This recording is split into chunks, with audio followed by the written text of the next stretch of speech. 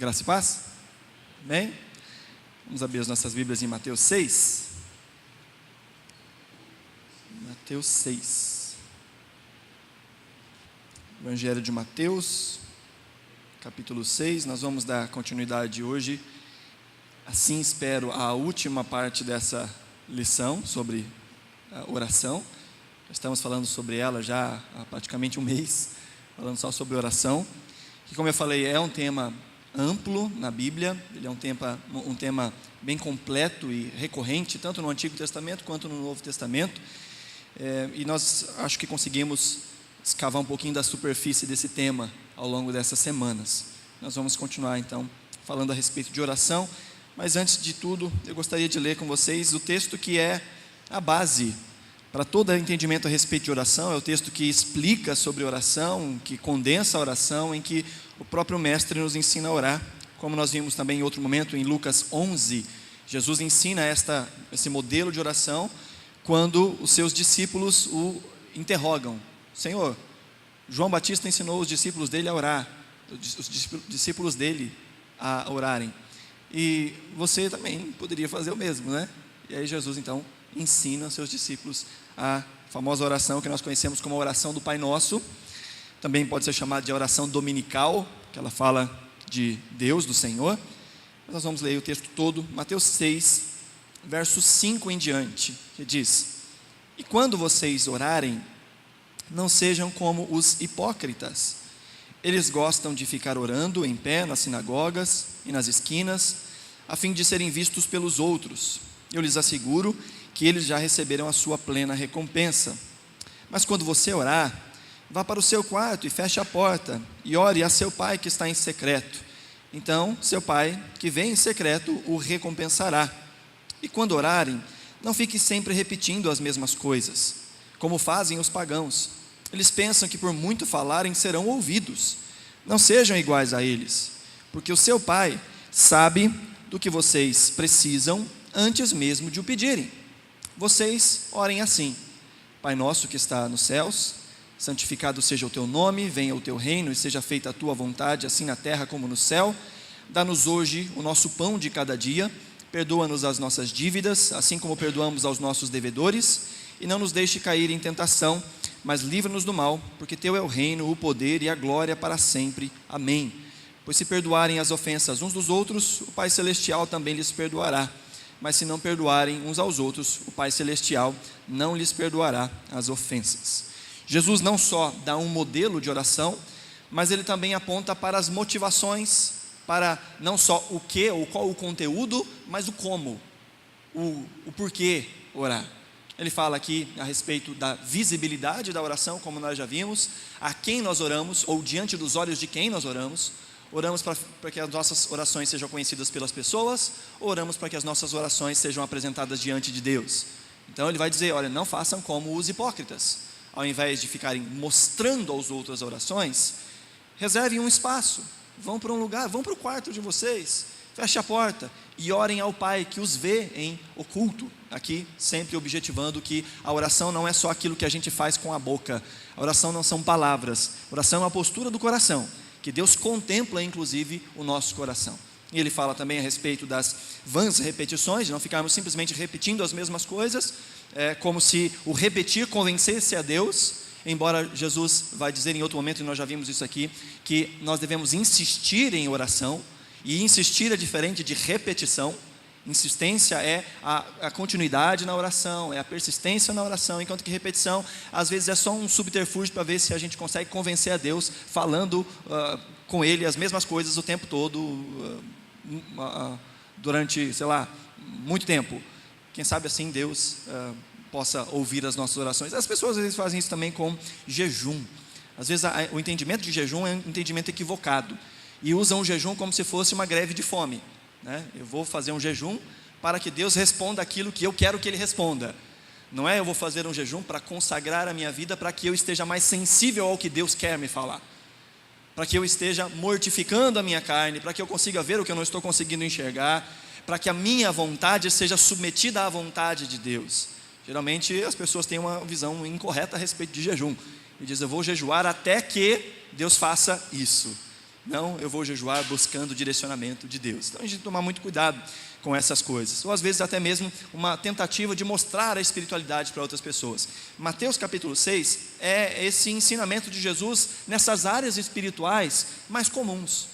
Jesus fala sobre oferta, Jesus fala sobre oração, Jesus fala sobre jejum, e em todo o tempo ele fala: não façam isso como fazem os hipócritas. E ele vai dizer então que nós devemos fazer as coisas para Deus. Então, se você for ofertar ou dar uma esmola, ele diz que uma mão não fique sabendo o que a outra fez. Se você for orar, ou quando você for orar, que não faça isso para ganhar a atenção das pessoas, mas faça isso ao Pai. Quando você for jejuar, Jesus vai dizer: não se demonstre abatido, lava o rosto, penteie o cabelo, para que você faça isso diante dos olhos de quem interessa, diante dos olhos do Senhor. Amém, queridos? Então nós demos um resumo geral nisso, fomos ponto a ponto dessas coisas, vimos outros detalhes, e na semana passada nós demos início a um tópico que nós estamos chamando de os tipos de oração. E a primeira oração que nós vimos, ou o primeiro tipo de oração que nós vimos, foi a oração de adoração, em que o alvo é Deus, ou mostrar ou agradecer a Deus por quem Ele é, ou por aquilo que Ele faz. A adoração, então, ela exalta os atributos de Deus, exalta o caráter de Deus. Então, orar em adoração é orar dizendo quem Deus é, elogiar a Deus. Não que Deus tenha crise de identidade, que precisa de palavras de afirmação para que Ele continue feliz. Não é essa a ideia. Como nós temos falado várias e várias vezes, a oração ela tem muito mais a ver conosco do que com Deus. A oração é um meio de graça, um meio pelo qual Deus ainda mais se revela a nós, conhecemos a Deus e o nosso coração é edificado. E ao orarmos adorando a Deus, nós vamos nos lembrando quem Ele é. E quanto mais nós lembramos quem Ele é, mais o nosso coração encontra descanso.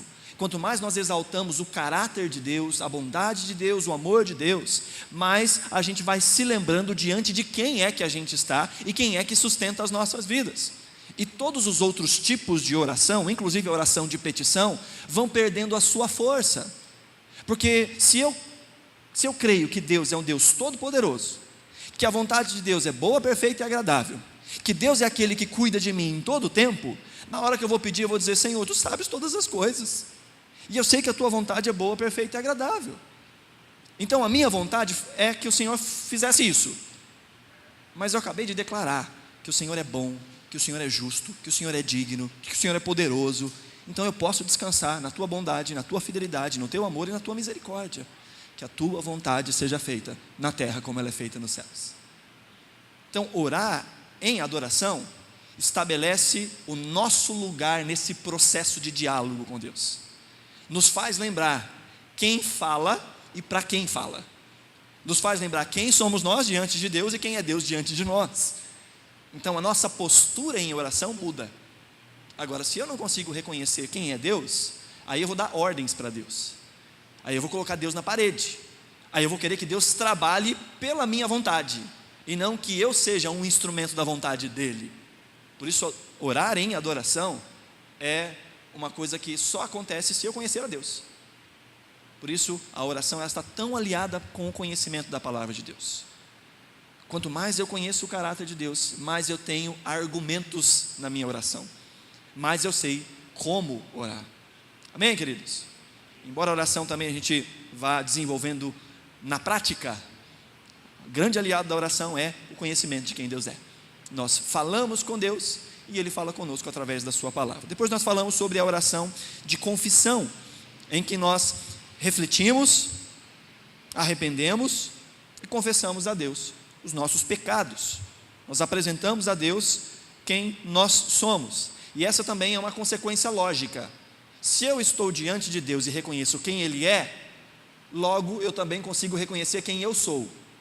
Eu olho para Deus, e a Bíblia vai nos falar que contemplamos como que por espelho ao Senhor. Enquanto isso nós vamos sendo transformados à sua imagem. Então quando eu olho para Deus, eu olho para mim. Quando eu olho para mim, eu vejo que eu não sou tão santo quanto Deus, que eu estou muito longe de ser santo quanto Deus, que eu não sou bom como Deus. Então o meu coração agora se prostra em humilhação diante daquele que é o Todo-Poderoso. E eu confesso os meus pecados, confesso as minhas fraquezas, confesso as minhas falhas. O Salmo 32, 3 a 5, nós lemos na semana passada, diz: enquanto eu mantinha escondidos os meus pecados, o meu corpo definhava de tanto gemer.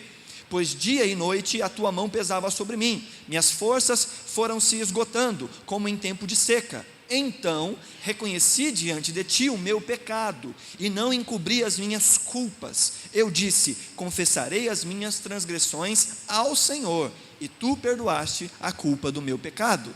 A oração de confissão é esse apresentar, não só de atitudes pecaminosas, mas como de um coração que é corrupto, e a gente nunca pode se esquecer disso. Orar em confissão não é quando a gente faz alguma coisa errada e a gente fala: Senhor, eu fiz. Não é essa a ideia. É e também, né? A prática do pecado, o pecado cotidiano. Mas oração de confissão é esse constante reconhecimento da nossa condição humana antes da glorificação. Antes de sermos glorificados na eternidade, nós ainda necessitamos em todo o tempo de humilharmos o nosso coração. Nosso coração é enganoso, nosso coração nos prega peças, nosso coração quer dizer para nós que nós somos algo que nós verdadeiramente não somos. Romanos capítulo 12, verso 3, diz para a gente não pensar além do que deve a respeito de nós mesmos, mas o coração humano é inclinado a essas coisas. Então em todo tempo nós precisamos nos humilhar na presença de Deus e lembrar quem é que nós somos, não só das nossas atitudes pecaminosas, mas da nossa condição necessitada de todos os dias da glória do Senhor, da misericórdia do Senhor, do arrependimento. Todos os dias, nós já recebemos misericórdia, mas nós também necessitamos de misericórdia. Nós já recebemos perdão, mas nós ainda precisamos de perdão. Precisamos de perdão cotidiano. Amém, queridos? Tudo certo aí? Dá para seguir? Mas o texto de 1 de João 1, 9 nos diz que se confessarmos os nossos pecados, Ele é fiel e justo para perdoar os nossos pecados e nos purificar de toda injustiça. O próximo tipo de oração que nós vimos, que foi o que nós paramos na semana passada, foi a oração de petição. E nós aí destacamos os elementos da oração que acabamos de ler em Mateus capítulo 6. Nós vemos que a oração de Mateus 6, ela é dividida em 3 pedidos em relação a Deus e 3 pedidos em relação a nós. Mas mesmo os pedidos que são divididos em relação a nós, eles falam de uma dependência a respeito de Deus. Nós vimos que na relação com Deus nós pedimos que o nome dele seja santificado, que o reino dele seja estabelecido e que a vontade dele seja feita. Uma vez que isso é realidade na nossa oração, que isso não é da boca para fora, aí nós nos lembramos que nós dependemos dele, inclusive para o pão de cada dia, para nós lançarmos sobre ele as nossas ansiedades, sabendo que ele cuida cotidianamente de nós, e de que é ele quem nos sustenta dia após dia, que ele é o Deus bondoso, e que a nossa necessidade, até mesmo material, encontra complemento nele, encontra sustento nele, providência nele.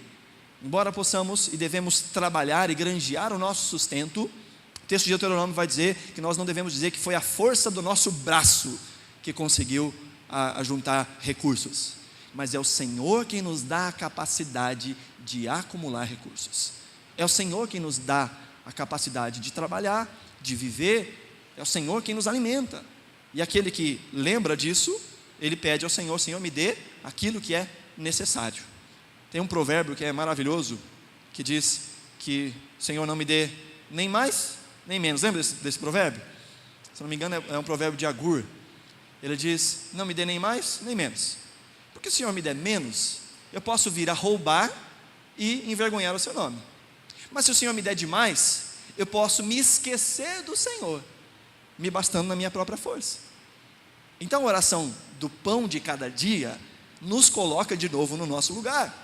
Senhor, eu quero aquilo que é necessário, eu quero aquilo que eu preciso, mas Deus é bondoso e Ele geralmente nos dá além do pão de cada dia, nos dá mais do que pão e mais do que o de cada dia. Deus é bondoso. Agora, reconhecer a soberania de Deus é reconhecer que se eu não consigo enxergar no amanhã nem o pão, Deus é fiel e justo para me prover aquilo que eu preciso para a vida. Se eu olho para a minha vida e digo: para hoje tem, mas para amanhã não, eu continuo a adorar a Deus, eu continuo a servir a Deus, porque eu sei que Ele cuida de mim em todo o tempo. Amém, queridos? Mas esse é um exercício complicado, né? Orar pedindo o pão de cada dia, quando a gente olha para a conta e vê que dá para ir até o final do mês, é uma coisa. Agora orar dizendo: Senhor, o pão de hoje, só o de hoje, me dá hoje. Quando a gente não tem perspectivas do amanhã, aí isso expressa de fato uma dependência completa de quem Deus é. Nós vimos também a respeito do perdão, e que esse perdão ele está condicionado inclusive à nossa relação comunitária, ao perdoar uns aos outros. Inclusive o finalzinho do texto de Mateus 6 nos fala isso, que se nós perdoarmos os pecados uns dos outros, seremos perdoados. Se nós perdoarmos as ofensas, as dívidas uns dos outros, seremos perdoados. Mas se não perdoarmos também, não seremos perdoados. Então necessitamos de perdão. Só que esse perdão também reflete o nosso entendimento sobre como deve ser a nossa vida. Aquele que recebeu perdão precisa exercer perdão. Aquele que deseja de Deus o perdão precisa exercer perdão ao outro. E por último nós vimos que também a proteção.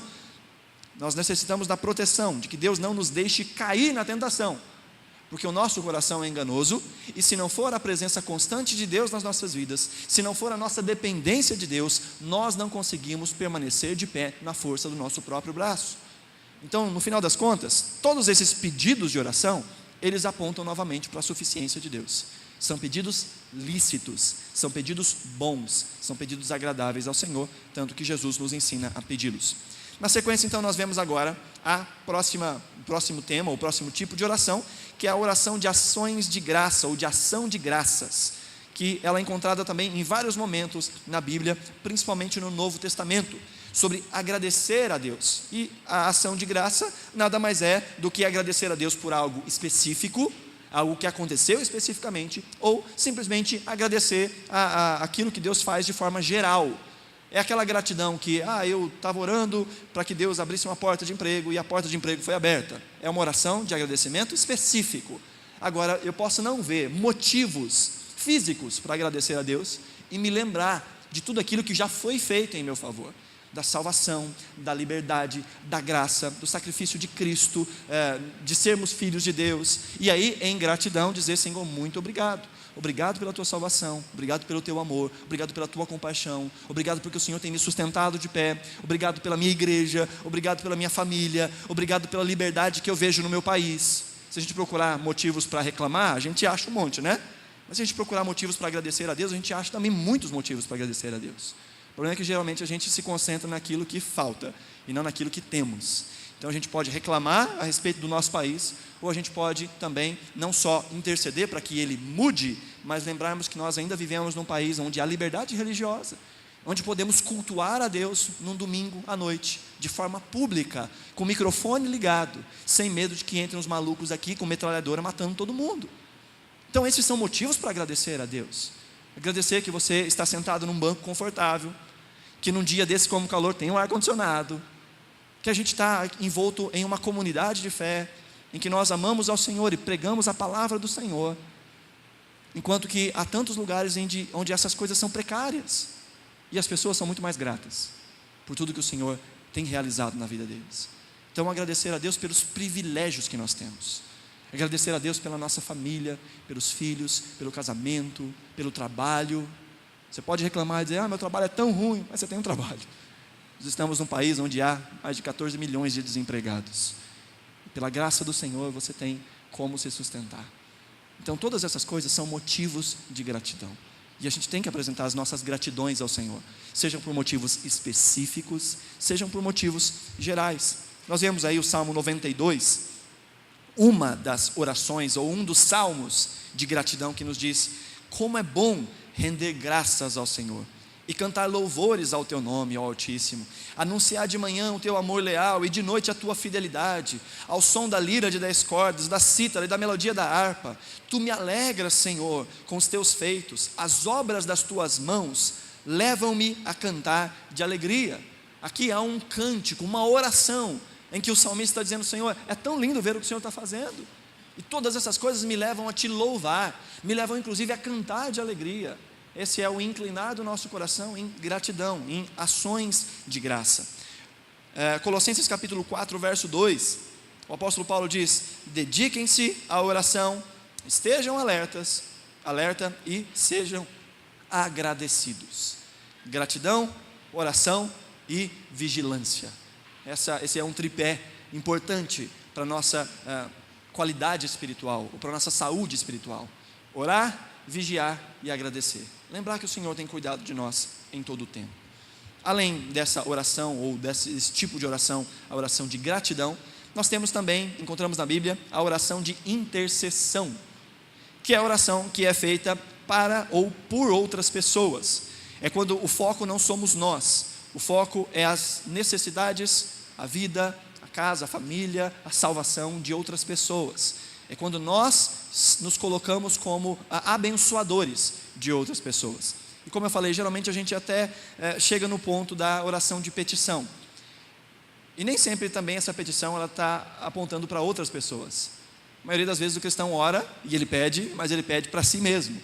E a Bíblia nos ensina também a orarmos por outras pessoas. Mas por quem nós devemos orar? E a Bíblia também nos dá alguns apontamentos. Eu coloquei alguns, dentro de uma lista, alguns desses motivos de oração, ou motivos de intercessão, ou pessoas pelas quais nós devemos orar, mas existem várias outras menções a orarmos por certos tipos de pessoa. A primeira que eu coloquei na lista aí são as autoridades governamentais. Nós somos instruídos pela palavra de Deus a orarmos pelas nossas lideranças governamentais. Quando nós lemos 1 de Timóteo, a primeira carta de Paulo a Timóteo, o capítulo 2, versos 1 e 2, Paulo diz: antes de tudo, recomendo que se façam súplicas, orações, intercessões e ações de graças por todos os homens, pelos reis e por todos os que exercem autoridade, para que tenhamos uma vida tranquila e pacífica, com toda piedade e dignidade. Paulo nos ensina a orar pela nossa liderança governamental. Nessa época, a liderança era uma liderança imperial, monárquica. Então ele fala, ore pelo rei, mas não só pelo rei, mas também pelas autoridades que exercem, por aqueles que exercem autoridade. Na nossa realidade hoje, é orar pelo governo federal, estadual, municipal, orar para que Deus dê visão a essas pessoas, independente se elas temem a Deus ou se elas não temem a Deus, que Deus abra os olhos. A palavra do Senhor nos diz que o coração do rei está nas mãos do Senhor, e Ele inclina para onde Ele quer.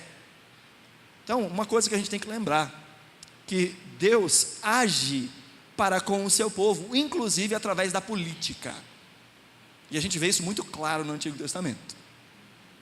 Quando o povo era fiel ao Senhor, a política na terra era boa, havia paz, havia justiça. Mas quando o povo se voltava contra a Deus, quebrava os seus votos, quebrava a sua aliança com Deus, levantava-se um rei mau, e o povo sofria, porque inclusive a política é um meio pelo qual Deus exerce graça, misericórdia e também justiça sobre o seu povo. Tanto que é um texto muito conhecido, segundo as Crônicas, que diz: se o meu povo, que se chama pelo meu nome, se humilhar e orar, e me buscar de todo o coração, e se converter dos seus maus caminhos, então eu ouvirei dos céus, perdoarei os seus pecados, virei e sararei a sua terra, ou a sua nação. Para que a nação seja sarada, o que Deus fala ao seu povo? Se o meu povo se humilhar, se o meu povo orar, se o meu povo se converter dos seus maus caminhos. Então, de certa forma, a prosperidade do nosso país, a paz governamental no nosso país, ela é em boa parte também responsabilidade da nossa vida perante Deus. Amém, queridos? Tem um texto, uma frase que diz que todo mundo tem o governante que merece. Infelizmente, o Brasil tem se afastado dos caminhos do Senhor há muito tempo. Precisamos de um povo arrependido. Mas esse povo arrependido é aquele que conhece a Deus. Aquele que conhece todas essas coisas. Deve se humilhar, orar, buscar ao Senhor e se converter dos seus maus caminhos. Mas ainda assim somos chamados a orarmos pelas nossas autoridades, não só pelas autoridades governamentais, mas também somos chamados a interceder pelos líderes espirituais. Hebreus 13, 17 e 18, um texto querido dos pastores, um texto amado pelos pastores, diz o seguinte: obedeçam aos seus líderes, e submetam-se à autoridade deles. Eles cuidam de vocês como quem deve prestar contas. Obedeçam-lhes para que o trabalho deles seja uma alegria, não um peso, pois isso não seria proveitoso para vocês. Aí, sequência, Paulo eu digo Paulo, porque eu acho que foi Paulo que escreveu Hebreus, mas ninguém sabe quem escreveu, tá? Sequência do texto diz: orem por nós. Estamos certos de que temos consciência limpa e desejamos viver de maneira honrosa em tudo. Aqui o escritor aos Hebreus, aquele pastor, como ele também é chamado, ou pastor, a gente não sabe se era um homem ou uma mulher quem escreveu essa carta de orientação, ou amando de quem escreveu essa carta. Muitos vão dizer que foi o apóstolo Paulo que escreveu. Então, este que era uma liderança espiritual, ele diz: obedeçam aos seus líderes e orem. Orem também por nós que estamos militando pela causa do Senhor. Em muitos outros momentos nós vemos o apóstolo Paulo dizendo: orem por nós, dirijam orações a nosso respeito, para que o trabalho do Senhor possa fluir, para que a gente possa ir à frente, para que mais coisas sejam feitas em nome do Senhor. Orar pela liderança espiritual também é responsabilidade de cada cristão, não só pela liderança espiritual local, mas como líderes espirituais em todo lugar, sobre pessoas que amam ao Senhor, que não fazem parte da nossa congregação, pastores, líderes, obreiros, que pregam o Evangelho, que são sinceros ao Senhor. Orar para que o Evangelho seja pregado no país, para que ele seja levado aos quatro cantos da nossa nação, independente se por batistas ou por qualquer outra denominação que seja. Orarmos pelas lideranças espirituais, para que o Senhor levante lideranças espirituais relevantes na nossa nação, e para que o nome de Cristo seja edificado. Amém, queridos? Outro motivo de intercessão é pela vida dos não salvos. Temos aqui uma menção do apóstolo Paulo em Romanos capítulo 10, verso 1, e ele diz: irmãos, o desejo do meu coração e a minha oração a Deus pelos israelitas é que eles sejam salvos. Paulo tem um ministério de pregar aos gentios, aqueles que não eram judeus. E Paulo, em toda a carta de Romanos, vai inclusive fazendo uma equivalência entre judeus e gentios, de que tanto judeus quanto gentios necessitam da graça e da misericórdia do Senhor. E também, tanto judeus como gentios, em Cristo são feitos uma única coisa. Então, havia sim algumas disputas entre judeus e gentios. Judeus não gostavam de gentios e, por consequência, os gentios também não eram muito fãs dos judeus. E Paulo diz: a minha oração, o meu desejo em relação aos judeus é que eles sejam salvos. E a nossa oração também deve ser para que aqueles que não são salvos, ainda que não conhecem ao Senhor, que eles sejam salvos, que eles tenham seus olhos abertos, que eles tenham um encontro real com o Senhor. Depois nós vemos também a ação de intercessão pelos doentes.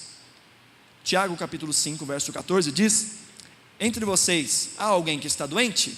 Que ele mande chamar os presbíteros da igreja, ou a liderança da igreja, para que estes orem sobre ele e o unjam com óleo em nome do Senhor. A ideia de orar também nas enfermidades e pelos enfermos é aconselhada pelo Senhor, inclusive a procurar-se a liderança para que assim o faça, para que ore pelo enfermo. Nós também somos chamados a orar por aqueles que estão em essa posição de dor, de sofrimento, seja enfermidade física, seja enfermidade na alma, seja enfermidade nos relacionamentos. Nós também somos aqueles que oferecem ao Senhor a nossa oração de intercessão por outras pessoas. Amém? E por último aqui, uma oração que nem sempre é feita, e quando é feita do jeito errado, ou com as motivações erradas: orar por aqueles que nos perseguem, orar pelos nossos inimigos, por assim dizer.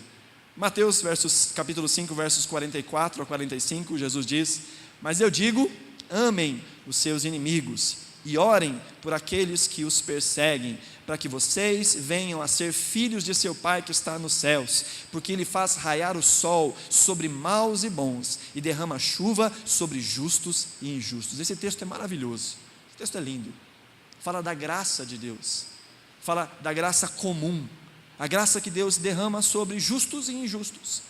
E ele diz: se vocês aprenderem a orar, até mesmo por aqueles que são contrários a vocês, aqueles que perseguem a vocês, vocês estão mostrando que o caráter de vocês é igual ao caráter do vosso Pai. O vosso Pai abençoa os filhos dele, mas abençoa também até mesmo os seus inimigos. Ele faz descer chuva sobre bons e sobre maus. E vocês, como filhos de Deus, devem orar pelos justos, pelos injustos, por aqueles que auxiliam na causa do Evangelho, por aqueles que atrapalham na causa do Evangelho, por aqueles que abençoam a vida de vocês e por aqueles que os perseguem. Assim vocês se tornarão filhos do vosso Pai. Assim vocês vão mostrar o DNA de vocês, se vocês orarem por aqueles que os perseguem. E aqui, como eu sempre faço a brincadeirinha, não é orar para que Deus mate, não é orar para que Deus quebre no meio, não é orar para que aconteça alguma coisa muito ruim com aquela pessoa, que Deus faça justiça, que Deus castigue, que Deus pese a mão, né? Tudo linguajar crentez para expor nosso desejo de vingança. Senhor, pesa a mão na vida de fulano, né? Então a gente tem que tomar muito cuidado com os tipos de oração que a gente faz. Nós somos chamados a orar pelos que nos perseguem, mas orar abençoando, orar demonstrando misericórdia e, inclusive, voltando para o tópico anterior, orar para que eles sejam salvos. Amém? Então, nesse estudo nós aprendemos que podemos falar com Deus por meio da oração. Inclusive, nós podemos nos entregar a Cristo por meio de uma oração simples, que é admitindo a nossa necessidade de perdão, confessando os nossos pecados e assumindo um compromisso de seguir a Jesus. Quando nós nos apresentamos diante de Deus, nós oramos e dizemos: Senhor, eu sei quem eu sou, eu preciso da sua graça, da sua misericórdia, por isso eu assumo um compromisso com o Senhor, uma aliança com o Senhor, uma aliança de fidelidade, uma aliança de amor, que o Senhor conduza os meus passos, que o Senhor conduza a minha vida. Então, como vimos diversas maneiras de orar, não só maneiras, mas diversas posturas, vimos posturas de oração, diversos tipos de oração. Convém, porém, seguir um estilo bem simples, não se prendendo a nenhum ritual. Deus é o nosso Pai e Ele está mais interessado na sinceridade do nosso coração do que na beleza das nossas palavras. A questão não é se a gente ora bonito, a questão é se a gente ora à vontade de Deus, se nós oramos de acordo com a vontade de Deus, com as nossas próprias palavras, seja sentado, seja em pé, seja em casa, seja no trabalho. Deus ouve a um coração quebrantado e contrito, aquele que se aproxima de Deus. Nós vimos isso essa semana no nosso estudo de Hebreus 11. Sem fé é impossível agradar a Deus, porque aquele que de Deus se aproxima deve crer que Ele existe e que Ele é recompensador daqueles que o buscam. Nós sabemos que quando buscamos a Deus, Deus se faz encontrado. O texto de Jeremias 29 nos diz isso: buscar-me-eis, me encontrareis, quando me buscardes de todo o vosso coração. Jesus diz à mulher no poço, mulher samaritana: vem a hora e já chegou, em que os verdadeiros adoradores adorarão ao Pai em espírito e em verdade, pois são estes a quem o Pai procura. Deus procura corações sinceros, verdadeiros, genuínos, que entregam ao Senhor não só os seus pedidos, a sua gratidão também, mas também entregam as suas dores, choram aos pés do Senhor, expressam as suas angústias, sabendo que Ele é o nosso Consolador. Orar é falar com Deus, e quanto mais conhecemos o caráter do nosso Deus através da sua palavra, melhor nós oraremos.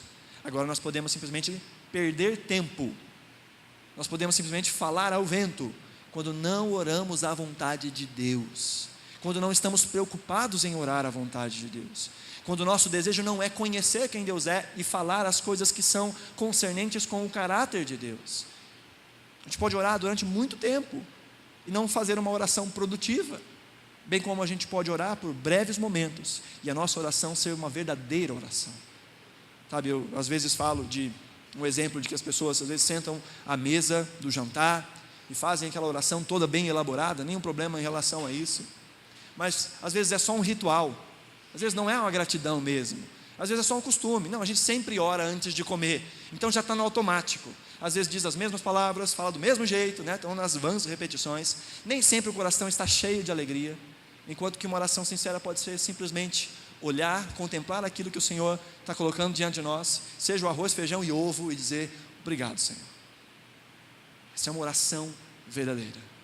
Agora a gente pode, né, orar pelo cara que plantou o arroz, pelo cara que colheu o arroz, o cara que processou o arroz, que ensacou o arroz, vendeu o arroz para o mercado que a gente foi comprar, e faz aquela oração extensa, sem sinceridade, sem gratidão, e a gente simplesmente está lançando palavras que não fazem o menor sentido. Lembra que Jesus falou?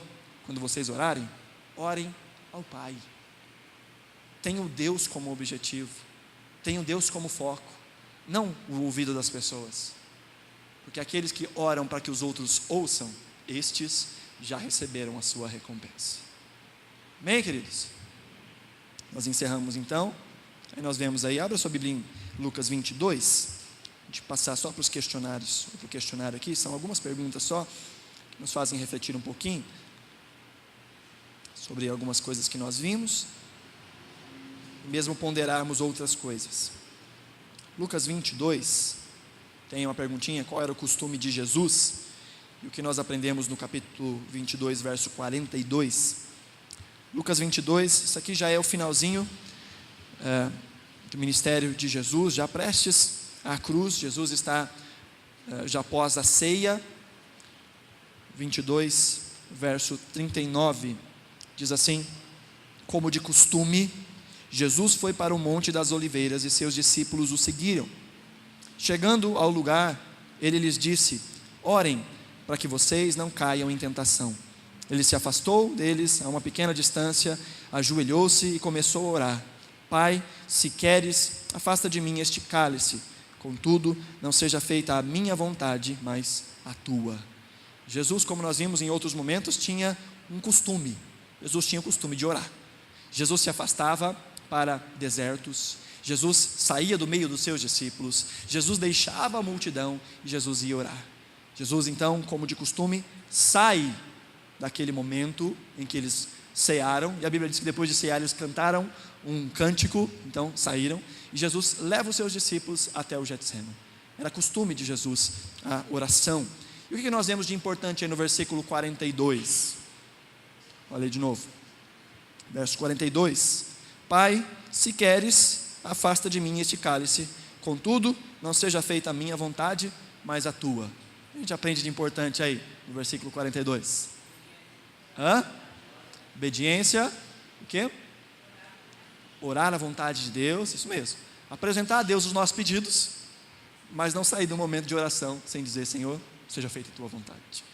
Está aqui o meu coração, está aqui o meu desejo, está aqui a minha angústia diante dos teus pés, Senhor. Todavia, seja feita a tua vontade e não a minha. Amém? Pergunta 2, segundo Mateus 21, 22, o que é necessário para recebermos o que pedimos em oração? Olha aí: e tudo o que pedirem em oração, se crerem, vocês receberão. À luz desse texto, então, qual é o indicativo, ou qual é a necessidade para que a nossa oração seja recebida por Deus? O quê? Fé, crer, estar alinhado então com os pensamentos do Senhor. Mas é só isso? É só crer? É só ter muita vontade? Aí a pergunta 3. Além da fé, qual é o outro requisito fundamental para recebermos o que pedimos a Deus? 1 de João 5, 14 e 15. Essa é a confiança que temos ao nos aproximarmos de Deus. Se pedirmos alguma coisa de acordo com a vontade de Deus, Ele nos ouvirá. E se sabemos que Ele nos ouve em tudo o que pedimos, sabemos que temos o que dele pedimos. Então, além da fé, o que é fundamental na nossa oração? Orar à vontade de Deus. Tem como eu saber qual é a vontade de Deus? Sim ou não? Para a maior parte das coisas, sim. Para coisas muito específicas, às vezes a gente não sabe. Senhor, é esse emprego ou não? Eu já fui lá, já vi, sabe? Não é nada que vai ferir a minha espiritualidade. Eu preciso, Senhor, me ajuda. Essa é a tua vontade? Se for a vontade do Senhor, que o Senhor abra as portas. Mas se não for a vontade do Senhor, se de alguma forma esse emprego vai me levar para longe do Senhor, fecha essa porta, Senhor. Não me deixe enganado. Então, há orações que nós não sabemos a vontade de Deus para aquela situação em específico. Mas há muitas coisas que nós encontramos na Bíblia como padrões, como parâmetros para as nossas escolhas e para os nossos motivos de oração. Então nós devemos orar buscando a vontade de Deus e orarmos à vontade de Deus, a respeito de todos os assuntos possíveis e imagináveis. E naqueles que a gente não tem certeza de qual é a vontade de Deus, a gente não dá de louco de querer aconselhar a Deus. A gente fala: Senhor, a minha vontade é essa, o meu desejo é esse, mas eu sei que a tua vontade é melhor que a minha. Seja feita a tua vontade na terra como no céu. Amém? 4, que Deus faz àqueles que oram com o coração correto. Salmo 66, 18 a 20. O salmista diz: se eu acalentasse o pecado no coração, o Senhor não me ouviria. Mas Deus me ouviu, deu atenção à oração que lhe dirigi. Louvado seja Deus, que não rejeitou a minha oração, nem afastou de mim o seu amor. O que Deus faz com aqueles que têm o coração correto diante dele? Aqueles que não abrigam o pecado no seu coração? Deus ouve, Deus responde, né? Aquele que acalenta o pecado no seu coração, Deus não ouvirá a sua oração. Mas aquele que tem o coração quebrantado e contrito, a esse Deus não despreza, Deus ouve, Deus atende a sua oração. Essa é uma pergunta muito importante. Quando nós precisamos orar? Qual é o momento? De manhã, tarde, à noite, antes das refeições, depois das refeições, antes de dormir? Quando que a gente tem que orar? 1 Tessalonicenses 5,17, orem continuamente. Efésios 6,18, orem no Espírito em todas as ocasiões, com toda oração e súplica. Tendo isso em mente, estejam atentos e perseverem na oração por todos os santos. A ideia de santos aqui é toda a igreja do Senhor. Orem por todos os irmãos. Lucas 18:1, então Jesus contou aos seus discípulos uma parábola para mostrar-lhes que eles deviam orar sempre e nunca desanimar. Então, quando é que a gente precisa orar? De vez em quando? Antes de dormir? Antes de comer? Que horas? Orar sempre, em todo o tempo, continuamente. Mas é óbvio que também isso fala de nós separarmos tempo para a oração. Embora a nossa vida seja uma vida que deve ser uma vida de constante oração ao Senhor, nós também precisamos de tempo a sós com Deus. Reservarmos um tempo para a oração, colocarmos na nossa agenda um momento a sós com Deus, em que a gente desliga de tudo, a gente para com as distrações, a gente para o que está fazendo e a gente gasta tempo com Deus, a gente investe o nosso tempo em oração. E a última pergunta aí, pergunta número 6, quando vem a aflição sobre as nossas vidas, o que devemos fazer? Em primeiro lugar, Tiago 5,13, entre vocês há alguém que está sofrendo, que ele ore. Há alguém que se sente feliz, que ele cante louvores. Qual a primeira coisa que a gente tem que fazer? Se há sofrimento na nossa vida, murmurar? Chorar? Chorar também às vezes é uma oração, né? Mas fazer o quê? Orar. Apresentar as nossas orações diante do Senhor. A nossa angústia, a nossa dor, o nosso sofrimento, chorar aos pés do Senhor. Amém? Nós encerramos aqui então essa lição sobre oração. Semana que vem nós continuamos com o próximo assunto. Que o Senhor nos abençoe e nos ensine a cada dia a buscarmos a sua vontade e a orarmos como convém. Ainda assim, sabemos que nós não sabemos orar como convém, mas o Espírito Santo é aquele que nos ajuda em todos os momentos, e inclusive intercede por nós. Mas naquilo que cabe a nós, conheçamos e prossigamos em conhecer ao Senhor, para que as nossas orações cada vez sejam mais parecidas com aquilo que Jesus oraria, a ponto de nós podermos dizer: eu estou orando em nome de Jesus. Amém?